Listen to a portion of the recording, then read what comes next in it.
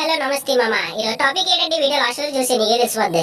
మా వాడైతే అందంగా డాన్స్ చేస్తున్నాను అనుకుంటున్నారా? మా బావ అయితే ఈ రోజు సండే కదా ఇంటికి రండి అని అన్నాడు. మా బావ ఇంటికి వచ్చే ముందు అయితే రొట్టెలు పట్టుకురండి మీకు బిర్యానీ వండిస్తానని చెప్తే మా వాడైతే 4 పీసులు ఎక్స్ట్రా వేస్తాడేమో మా బావ అని అనుకుని భుజం మీద అయితే వాటర్ అయితే మోసుకెళ్ళిపోతున్నాడు. ఇంటికి వెళ్ళిన తర్వాత మా బావ అయితే బిర్యానీ వండడం మర్చిపోయినరా అని చెప్తే ఫీజులు ఎగిరిపోయాయి మాకు.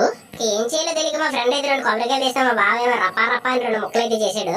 నేనైతే 2 కొబ్బరికాయ నీళ్ళు ఒక 2 పెచ్చులు అయితే తినేసాను. అయినా కడుపు అయితే ఖాళీగా ఉంది. ఇంతలో మా తమ్ముడు అయితే అన్నాడు అన్నయ్య భోజనాలు ఉన్నాయి వెళ్దామా అని అన్నాడు. పదరా ఎంత లేట్ ఎందుకు చెప్పు అని నేనైతే తీసుకెళ్లిపోయాను. అక్కడికి వెళ్ళిన తర్వాత మల్టీ స్టార్ యూత్ వాళ్ళు అయితే అన్నసందర్భం కార్యక్రమం అయితే పెట్టారు.